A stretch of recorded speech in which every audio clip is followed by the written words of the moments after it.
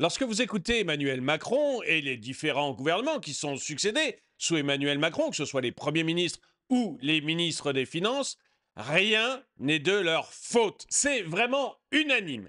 C'est pas leur faute. Il y a 1000 milliards de dettes qui ont été créées en seulement 7 ans, mais c'est pas leur faute. On a un déficit absolument abyssal, supérieur à 5%. On est même incapable de prévoir le déficit tellement nos finances sont dans un état lamentable. Quand je dis incapable, c'est qu'on se trompe régulièrement quand on prévoit le déficit public. Et là aussi, un seul son de cloche de la part des premiers ministres ou de la part des ministres des Finances ou de la part d'Emmanuel Macron, c'est pas notre faute. Non, c'est le Covid, c'est la guerre en Ukraine, c'est Donald Trump et ses tarifs. C'est ça les grands responsables du malheur français, ce n'est certainement pas nos dirigeants. Seulement voilà, l'histoire commence à être un peu grosse et tout le monde commence à voir que oui, c'est leur faute. Parce que voyez-vous, la France n'est pas une île isolée quelque part dans le monde, il s'avère qu'elle a des voisins. Elle a des voisins qui sont comparables avec elle. Et là, je vais vous donner le cas très très clair de notre voisin auquel on est le plus comparable, l'Italie. Et vous allez voir que pendant que la France d'Emmanuel Macron s'effondre, l'Italie de Belloni est en train de renaître de ses cendres et de devenir l'un des pays qui réussit le mieux dans le monde. Bonjour et bienvenue dans cette nouvelle vidéo de DME en direct. Comme toujours, si vous n'êtes pas abonné, je vous suggère de le faire et de cliquer sur la cloche pour être prévenu lorsque je sors une nouvelle vidéo. Et vous devriez aller voir dans la boutique DME, le lien est dans la description, allez voir dans la boutique DME, parce que dans la boutique, actuellement, je vous fais moins 20% sur l'ensemble des produits. Ça va pas durer longtemps, ça s'arrête jeudi soir, jeudi 17 au soir, donc ça va pas durer longtemps. Allez voir dans la boutique, le lien est dans la description, cliquez, cliquez, cliquez, ça s'arrête ce soir. Et vous allez trouver des polos comme celui-ci, des mugs comme celui-là, le socialisme tue. Et vraiment, le socialisme tue. Vous allez voir, il faut vraiment que je vous montre ça, parce que la grande différence entre la France de Macron et l'Italie de Meloni, c'est le socialisme. Emmanuel Macron est un socialiste. Je sais que ça choque les gens parce que Mélenchon a complètement brouillé les cartes. Maintenant, on a l'impression que tout ce qui est à droite de Mélenchon est du dangereux libéralisme. En tout cas, c'est ce que le parti LFI a réussi à faire rentrer dans la tête des gens. Tout ce qui est à droite de Mélenchon, c'est de l'odieux capitalisme. Non, Emmanuel Macron est socialiste. Je suis désolé. Il a fait toute sa carrière d'énarque au parti socialiste. Il a été conseiller de François Hollande. Il a été ministre de l'économie de François Hollande. Donc, dans le pire des cas, on peut dire qu'il est de centre-gauche. Mais il n'est pas, je suis désolé, il n'est pas libéral, il est de centre-gauche. C'est un socialiste. C'est un socialiste, et si vous voulez un exemple, la façon dont il a traité le Covid est typiquement socialiste. L'État a payé. Et la façon dont il traite l'économie est typiquement socialiste. L'État représente 60%, enfin 57% du PIB de la France. C'est le pays dans lequel l'État est le plus présent. Moi, je veux bien qu'on me dise que le pays dans lequel l'État est le plus présent est un pays libéral, mais dans ce cas, il faut revoir toutes les définitions du dictionnaire. On est le pays, en dehors évidemment de la Corée du Nord ou du Venezuela, mais eux, ils sont sortis de l'histoire. Mais on est le pays industrialisé où l'État est le plus présent. On est le pays, donc 57% du PIB, on est le pays industrialisé dans lequel il y a le plus d'impôts et le plus de taxes. D'ailleurs, le Premier ministre le rappelait il y a 2 jours. On est le pays au monde, industrialisé, où il y a le plus d'impôts et le plus de taxes. 47% de la richesse passe entre les mains de l'État. Donc, on peut me dire que c'est du libéralisme et de l'affreux, voire du néolibéralisme, quand on ne sait plus rien dire, on emploie ce genre de mots. mais c'est du socialisme, voire du communisme. Encore une fois, on est le pays industrialisé où l'État est le plus présent. On est le pays industrialisé où l'État prend le plus d'impôts. C'est pas du libéralisme. Moi, on peut me dire ce qu'on veut. Et donc, la différence avec Mélanie, et la conséquence de ça, c'est que notre pays s'effondre toujours davantage.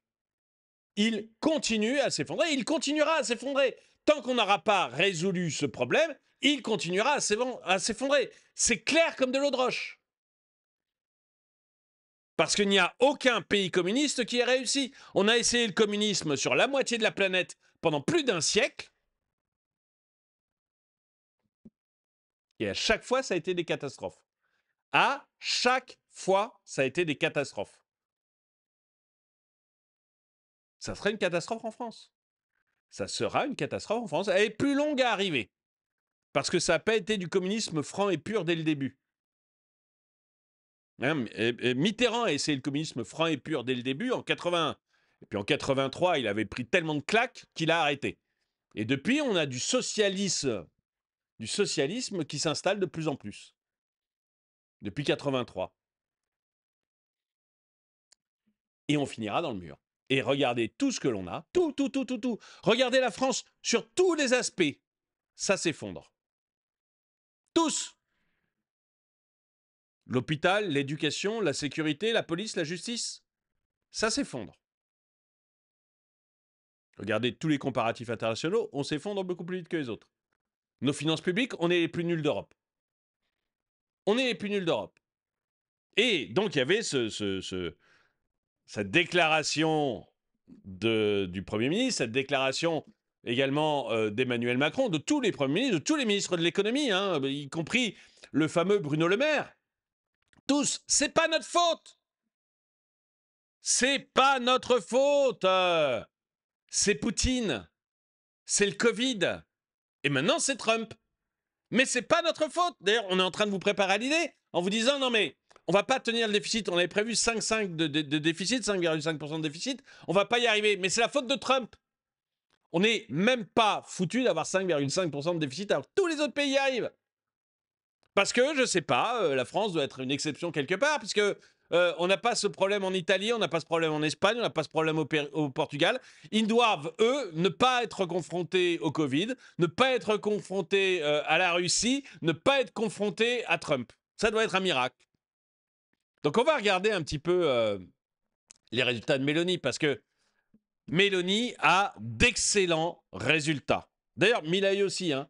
C'est curieux, à chaque fois qu'on applique le libéralisme, on a d'excellents résultats. C'est quand même curieux, hein. C'est surtout curieux qu'on ne veuille pas le faire en France. Mais bon. Alors que la France de Macron s'enfonce, donc c'est Jean-Louis qui fait ce tweet. Alors que la France de Macron s'enfonce dans la dérive de ses finances publiques, l'Italie de Giorgia Meloni a réussi de façon spectaculaire à ramener son déficit public de 7,2% du PIB en 2023 à 3,4% en 2024. En un an. En un an. Nous, en un an, on n'arrive pas à le faire baisser de 0,5% notre pays, notre déficit.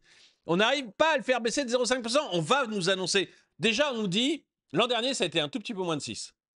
Déjà, le gouvernement nous disait ça va être 5,5 aujourd'hui. Et tous les économistes vous disent non, ça va être supérieur à 6. On n'arrive pas à baisser notre déficit. Eux, en un an, ils le divisent par 2. C'est possible. Et encore, c'est l'Italie. C'est un pays comparable à nous en nombre, en population, en nombre d'habitants, en région géographique. Ils ont les mêmes problèmes avec la Russie, ils ont les mêmes problèmes avec Trump. Voilà, la différence, c'est que Mélanie, elle est partie négocier avec Trump. Nous, on est resté sur nos grands chevaux. Ah, c'est pas bien. Ah, il est pas beau. Ah, il est pas gentil. Ouais, ok, bah elle est partie négocier. Chez nous, ça paraît impossible. Et voilà que l'Italie, dont on a souvent dit que d'un point de vue économique, c'était pas le meilleur des élèves en Europe, l'Italie nous fait la leçon également avec une réduction spectaculaire du déficit en très peu de temps, en 18 mois environ. Voici les indispensables avec Justine Fraissinet. Quel est ce miracle italien, comme on dit ? Eh bien d'abord, le constat En 2023, son déficit public atteignait des records, 7,2% du PIB. Eh bien, en un an à peine, l'Italie a réussi à diviser ce déficit par plus de 2 pour le ramener à 3,4% l'année dernière. Cela contraste avec la France qui a la dynamique inverse, 5,5% de déficit il y a 2 ans, 6% l'année dernière et 5,4% espéré cette année, mais avec de très gros doutes chez les économistes. Pas que les économistes, hein, je me permets de la reprendre, pas que les économistes, parce que c'est le ministre des Finances et le Premier ministre eux-mêmes qui ont annoncé que on n'y arriverait probablement pas. Parce que Trump, on a trouvé une nouvelle excuse. On a eu l'excuse du Covid, on a eu l'excuse de la guerre avec la Russie, enfin entre la Russie et l'Ukraine, parce que sauf contre-indication, on n'est pas en guerre en ce moment. Et on a maintenant l'excuse de Trump. Ah, à chaque fois une petite excuse. À chaque fois une petite excuse. Mais les Italiens, eux, il n'y avait pas le Covid en Italie. Il n'y a pas eu de guerre entre la Russie et l'Ukraine en Italie l'an dernier. Et ils n'ont pas le même président des États-Unis que nous, visiblement. On vit dans 2 mondes parallèles, en fait. C'est ça le problème. On vit dans 2 mondes parallèles. C'est le multivers de Marvel qui s'est retrouvé, qui s'est retrouvé entre l'Italie et la France. En valeur absolue, vous allez voir que les chiffres sont encore plus frappants. Le déficit est passé de 161 milliards d'euros en 2023 à 76 milliards d'euros en 2024, soit une baisse de 85 milliards d'euros. Ce qui nous paraît impossible à nous, l'Italie nous montre que c'est possible. Alors, oui, c'est possible. C'est un retournement de l'histoire extraordinaire. Il faut juste se rappeler, il y a quelques années, c'était les pays du Club Med. Et les Allemands se moquaient de l'Espagne et de l'Italie. Aujourd'hui, ces 2 pays surperforment par rapport à l'Allemagne. Parce qu'on voit quand... Et vous savez pourquoi? Parce que l'Allemagne est devenue écolo. L'Allemagne a flingué son énergie. Ils ont flingué leur industrie. Mais bon, c'était la gauche au pouvoir, hein, c'est normal. C'était les socialistes. Enfin, Merkel avait déjà bien planté le clou dans le cercueil, il faut le dire. Merkel a la réputation d'avoir été une bonne chancelière.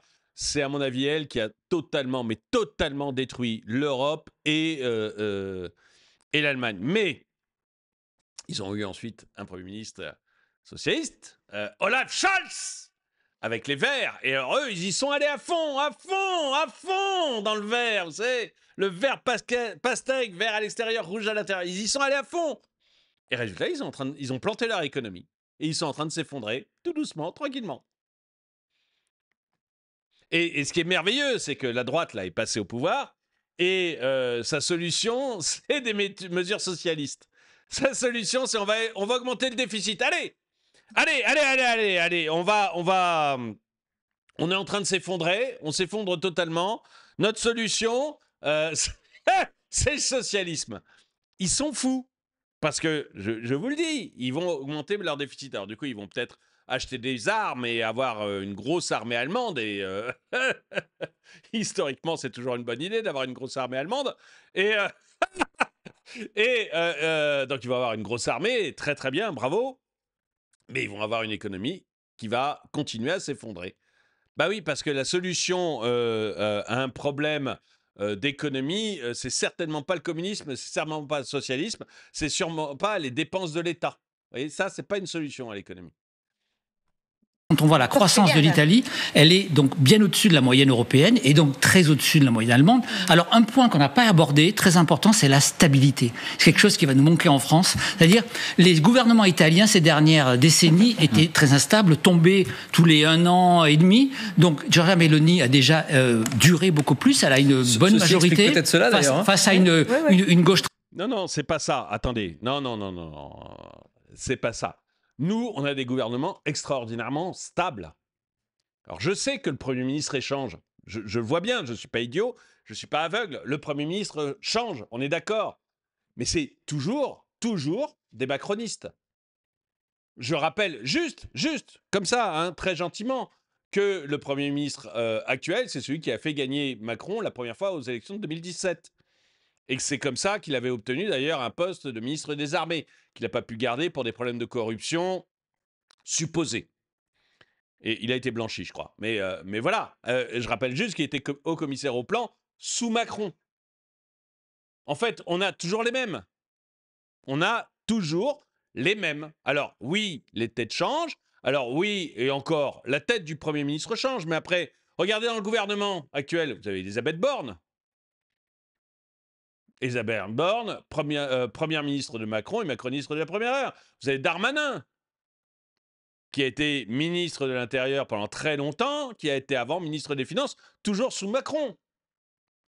Donc, c'est extrêmement stable. C'est-à-dire que peu importe la façon dont vous votez, peu importe la façon dont vous votez, vous voyez, la France a massivement voté extrême droite et extrême gauche. Vous voyez, je suis sympa, j'inclus l'extrême gauche. Elle a en fait massivement voté extrême droite et dans les sièges à l'Assemblée, ça s'est traduit par grosse extrême droite et grosse extrême gauche. Vous n'avez pas un ministre d'extrême gauche. Vous n'avez pas un ministre d'extrême droite. Vous avez toujours les mêmes centristes. Toujours. Qui font toujours les mêmes recettes. Toujours les mêmes recettes. Il faut que vous travailliez plus. Il faut que vous payiez plus de taxes. Et puis voilà. Et c'est comme ça.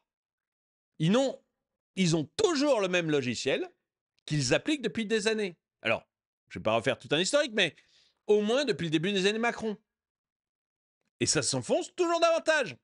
Un déficit toujours plus élevé. Une dette abyssale. Et maintenant, des agences de notation qui refusent de nous noter. Hein, je rappelle que Moody's a refusé de nous noter tellement le sujet devient touchy. En fait, les agences de notation, elles sont toutes en train de regarder les unes les autres. Fitch n'a pas dégradé notre note, mais a dit que le modèle qu'ils suivent est très clair. Il faudrait dégrader la France, mais politiquement, ils refusent de le faire. C'est très clair dans leurs notes. Moody's dit, bah écoutez, moi je note même plus. Moi je note même plus. Et en fait, les trois agences de notation, donc la prochaine c'est S&P, les trois agences de notation se regardent dans le blanc des yeux et se disent, bon, laquelle de nous trois va dégainer l'arme la première? Parce que là, on est à la note minimum. Si on passe en dessous, la plupart des fonds d'investissement, etc., n'ont plus le droit de nous prêter d'argent, d'après leur statut. Donc, on est vraiment à la note minimum. Et donc, elle se regarde, elle se dit, mais si on dégrade encore la France va se retrouver dans des très, très grosses difficultés financières et va être incapable d'emprunter ou alors à des taux très élevés et finalement, on note la fin de partie du pays. Et du coup, elles se regardent toutes en se disant, bon, laquelle d'entre nous a les tripes de le faire ça la première? Laquelle d'entre nous a les tripes de dégainer la première? Et c'est pour ça qu'on n'a pas été noté par Moody's, c'est pour ça que Fitch n'a pas appliqué son propre modèle mathématique pour nous noter. Mais on est extrêmement stable, je suis désolé, c'est toujours les mêmes qui gouvernent. Vous avez beau voter n'importe où, c'est toujours les mêmes qui gouvernent. Fracturé. Donc, et ça, on se rend compte qu'avec un gouvernement stable et qui fait certaines réformes, en fait, ça met en évidence les performances profondes de l'économie italienne qui étaient un petit peu méconnues. Par exemple, son tissu industriel. Il y a un tissu de PME très, très important. Ce sont de très bons exportateurs qui, en plus, d'après les études, vont bien résister aux taxes de Trump parce qu'ils sont très bien positionnés. Souvent, on ne peut pas se passer de produits italiens. Donc, ce qui veut dire que les performances de cette économie qu'on avait un peu passé sous silence sont mis en évidence. Mais vous voyez, moi, ce que je trouve ça frappant, c'est la différence entre la France et l'Italie. La France vit d'excuses et l'Italie, elle réussit. Voilà, c'est tout. C'est vraiment ça. Hein. Vous savez, mon mug là au-dessus, que vous retrouvez dans la boutique, en France, on ne résout pas les problèmes, on taxe. C'est vraiment ça. C'est-à-dire qu'on ne résout pas les problèmes. On vous parle de réindustrialisation, c'est pipeau. Il y a eu plus d'usines qui ont fermé l'an dernier que d'usines qui ont ouvert. On vous dit on réindustrialise. Non, il y a plus d'usines qui ferment que d'usines qui ouvrent. Michelin dit ferme ses usines en France et les ouvre aux États-Unis. Moi, on peut me raconter n'importe quoi, hein, mais j'avais le patron de la chimie. Le patron de la chimie, il dit écoutez les gars, on a 30% des chimistes qui sont partis de France et on en a beaucoup qui comptent continuer à partir. Un chimiste sur 3 est parti de France. Le patron de Safran, hyper patriote, le patron de Safran, j'ai découvert d'ailleurs à cette occasion qu'il est hyper patriote, était au Sénat. Donc Safran, pour ceux qui ne savent pas, ils font des moteurs d'avion, des roues d'avion, etc. Voilà. L'avion qui va de l'avion de chasse jusqu'à l'Airbus ou au Boeing. Hein.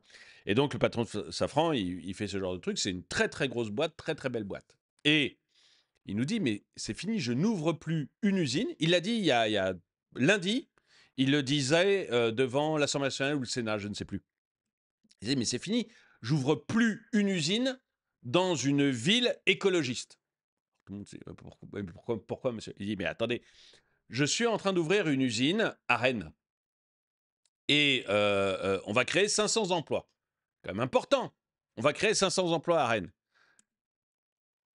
On n'arrête pas, on m'accueille avec des tomates.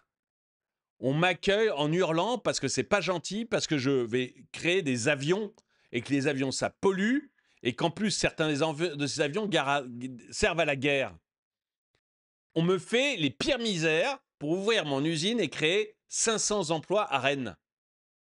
Donc c'est fini, je n'ouvre plus une seule usine dans une ville où il y a des écologistes. C'est pas moi qui le dis, hein, c'est le patron de Safran. J'ai fait déjà des vidéos sur le patron de Michelin qui disait en France c'est terminé, on ne gagne pas d'argent. Mes usines perdent de l'argent en France, c'est terminé. C'est pas moi qui le dis, c'est le patron de Michelin. Le patron de Total, le patron d'EDF disent mais c'est un enfer technocratique d'ouvrir une usine en France. Patron de Total, patron d'EDF. Le patron des chimistes disent il y a 30% des chimistes qui sont déjà partis de France. Et ça va continuer. Et il expliquait, moi, quand je dois ouvrir une usine, donc lui-même est fortement chimiste, il dit, moi, quand je dois ouvrir une usine en France, il me faut 1 an et demi pour avoir les autorisations. On n'a pas encore mis une pierre. Et on sait que derrière, on va avoir des recours en justice pendant des années. Donc on n'a encore rien fait. Il me faut déjà 1 an et demi pour faire le dossier technocratique. J'ai ouvert une usine dans le Minnesota, 3 mois. 3 mois pour faire le dossier et qu'il soit accepté. 1 an et demi en France. Là-bas, je n'aurai absolument aucun recours en justice. En France, je suis certain que je vais passer des années en justice. On réindustrialise pas. C'est pipeau, ça. C'est vraiment pipeau. J'ai donné des exemples sur cette chaîne, mais à n'en plus finir. C'est pipeau.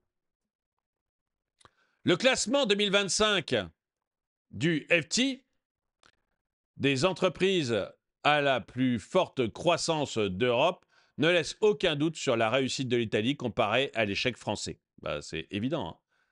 Mais en France, on taxe. Ça, c'était le patron d'LVMH. Vous voyez, je cite comme ça, mais patron d'LVMH, Bernard Arnault, qui dit attendez, je suis aux États-Unis, on me dit qu'on va baisser l'IS à 15% et qu'en plus, on va baisser énormément les impôts sur le revenu.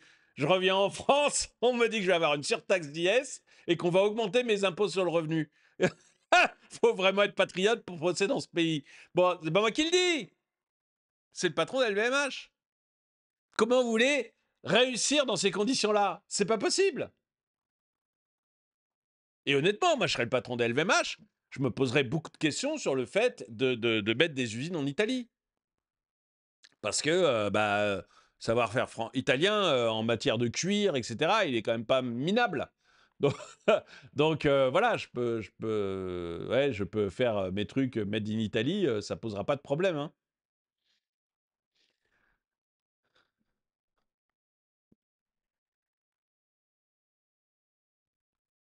Le jour où on a eu un président qui a dû gérer les gilets jaunes, le Covid, la guerre en Ukraine, plus les cons de votre genre, eh bien, on l'a eu. Et si on a Macron, heureusement qu'il était là, Jean-Louis, heureusement. Et excuse-moi, Tigrout, alors c'est peut-être parodique, hein, je ne sais pas quoi maintenant. Je ne sais pas quoi dire, ça m'a l'air un peu parodique. Ils n'ont pas eu le Covid en Italie? Ça n'a pas existé? La guerre en Ukraine, ils ne sont pas concernés en Italie? Moi, je veux bien qu'on me raconte, mais encore une fois, Tigrou, je suis désolé. On est sur le même continent, on est à peu près au même endroit, et ils ont eu les mêmes problèmes que nous. Ils n'ont pas eu le même président. Ça, c'est sûr. Ah, c'est sûr. On n'a pas eu les mêmes. Mais Mélanie, elle est d'extrême droite. Et l'extrême droite, c'est mal. On ne sait pas pourquoi, mais c'est mal. Bah oui, oui, oui. Et elle a d'ailleurs réduit de 60% l'immigration illégale en Italie. Hein. Mais nous, on peut pas. Nous, on peut pas. Nous, c'est pas possible. Mais eux, c'est possible. Ah, voilà. Ce n'est pas un miracle, mais des décisions courageuses de la part du gouvernement italien. Et encore, je dis courageuses, mais nous pourrions simplement les qualifier de pragmatiques. Mais je suis totalement... Et encore, Mélanie, vous voyez, c'est de la petite bière. Faut pas le dire comme ça.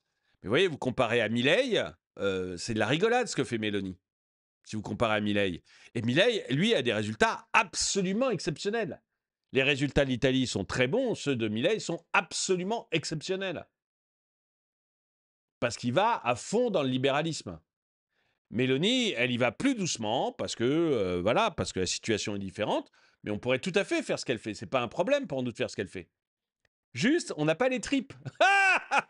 C'est un problème de tripes.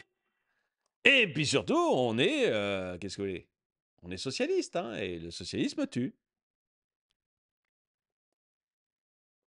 Les dépenses de santé en Italie, ce n'est pas open bar comme en France. Les médecins sont souvent fonctionnaires et ne se gavent pas avec 30 € les 10 minutes. Mais arrêtez, on s'en fout. Enfin, un médecin italien gagne entre 3 et 4 000 €. Réduire les dépenses de santé et sortir du marché européen de l'électricité. Alors, sortir du marché européen de l'électricité, ça me paraît essentiel. Mais je ne crois pas que l'Italie en soit sortie. Mais ça me paraît essentiel. Bon. Mais les dépenses de santé, ce n'est pas vraiment les dépenses de médecins. Et encore une fois, si vous ne voulez pas payer les médecins, vous n'aurez pas de médecins. Voilà. Il faut être clair avec ça. Les mecs font 8 ans d'études. Ils peuvent bosser n'importe où. Mais n'importe où. C'est-à-dire qu'en Europe, ça sera automatique. Et s'ils vont aux États-Unis, il faudra juste qu'ils fassent revalider leur diplôme de médecine. Aux États-Unis, ils seront payés 5-6 fois plus à peu près. Hein. À peu près, ça va être du 300-400 000 $ par an. Un médecin, 300-400 000 $ par an. Si en plus il est spécialisé, genre neurologie, chirurgie ou cancer, alors là, il va friser le $1 million par an. Ça vaut le coup quand même d'aller regarder pour revalider son diplôme. Hein. Et en Europe, il va être payé 2 fois plus. Peut-être pas en Italie, d'accord, mais sinon il va être payé 2 fois plus. Si vous ne payez pas les médecins, ils vont se barrer. Les médecins, il faut leur foutre la paix. Le problème de la santé en France, c'est justement l'assurance maladie et le fait que tout dépende de l'État. L'État fixe les prix des choses, l'État rembourse, l'État gère les hôpitaux et c'est d'une catastrophe.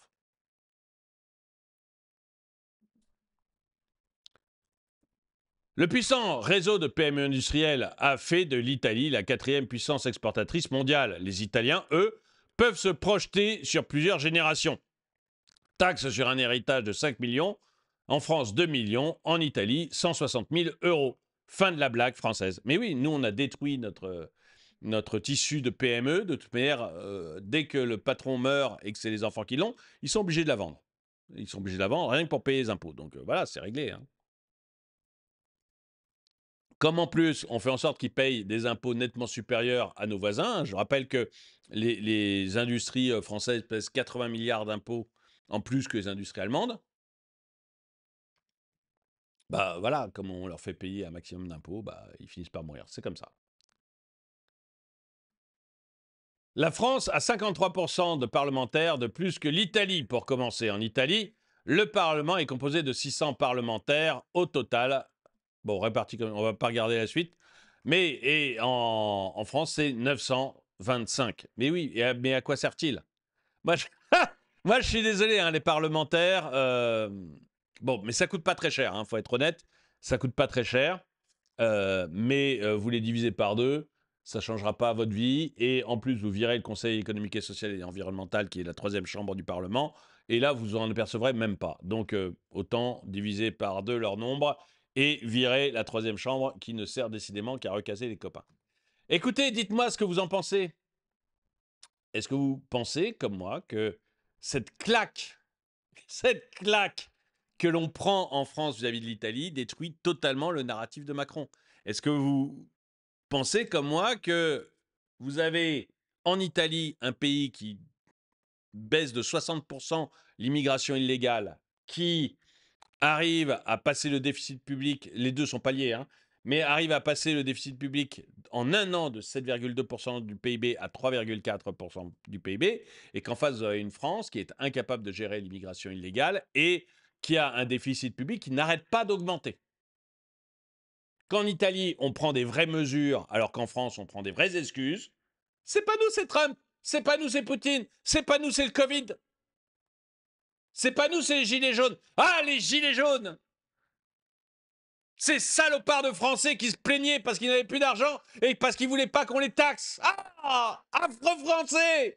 Affreux Français qui auraient osé se plaindre du fait qu'on les taxe! Vous vous rendez compte? Ces campagnards qui fument des clopes et qui roulent au diesel, nous disait Gabriel Attal. Hein? Vous vous rappelez de celle-là? Donc, est-ce que vous êtes d'accord avec tout ça? Ou est-ce que vous pensez, comme... c'était qui notre génie? Comme Tigrout, que, non, on est désolé, mais notre président, il a dû gérer les gilets jaunes, la Covid, la guerre en Ukraine, et en plus les cons dans notre genre, et que maintenant, il se retrouve face à Trump, mais qu'il est là, notre président, et qu'il fait le travail, et que, voilà, alors que l'Italie, elle n'a pas eu de problème de Covid, elle n'a pas eu de problème de guerre en Ukraine, elle n'a pas de problème avec Trump. Voilà, elle vit en fait dans un monde parallèle et nous, on fait ce qu'on peut avec ce qu'on a. Dites-moi ce que vous en pensez dans les commentaires, même si ma question est un peu orientée. Et... Allez sur la boutique DME, le lien est dans la description. Attention, hein, les moins 20%, c'est aujourd'hui, hein, après ça s'arrête. Donc, allez dans la boutique DME. Merci d'avoir regardé cette vidéo, mettez un pouce vers le haut, commentez, partagez. Et moi, je vous dis à très bientôt.